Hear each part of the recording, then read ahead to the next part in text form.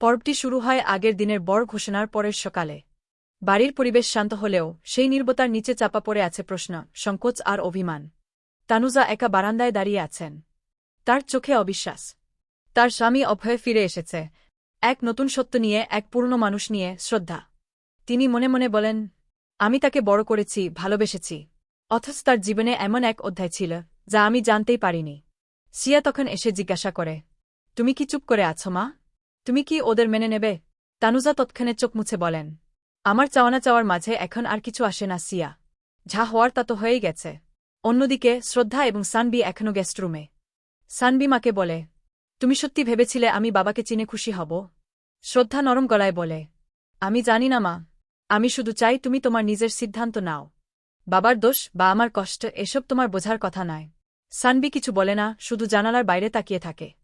এদিকে কীর্তি আবার চাপে পড়ে গেছে। তার বাকি রাখা দোকানের খবর বরুণ এখন পুরো পরিবারকে জানিয়ে দিয়েছেন। বোনাজি, তানুজা কেউই আর কিছু বলেন না, শুধু কীর্তিকে যেন অদৃশ্য করে ফেলতে চাইছেন। কীর্তি মনে মনে ভাবে, এত চেষ্টা করেও আমি হারিয়ে যাচ্ছি। শুধু একটা সুযোগ চাই আবার প্রমাণ করার। ঠিক তখনই একটি কল আসে তার ফোনে। এক ভিন্ন পরিচিত পুরুষ কণ্ঠা। তুমি কি ভুলে গেছ কীর্তি? তোমার পুরনো চুক্তি এখনো শেষ হয়নি। এই লাইন শুনেই কীর্তি স্তব্ধ। পুরনো কোনো অন্ধকার ফিরে আসছে কি? অন্যদিকে অভয় বোয়াজির পাশে বসে বলেন, আমি বুঝতে পারছি আমি অনেক দেরি করে ফেলেছি। কিন্তু এখন আমি শুধু চাই মেয়েটা আমাকে বাবার মতো চিনুক। কিছু নয়, শুধু আমার কাঁধে মাথা রাখুক একবার। বোয়াজি বলেন, তুমি ওর জীবনের বাবা হতে পারো অভয়, কিন্তু তার হৃদয়ের বাবা হতে গেলে ভালোবাসা দিয়ে শুরু করতে হবে, চাপ দিয়ে নয়।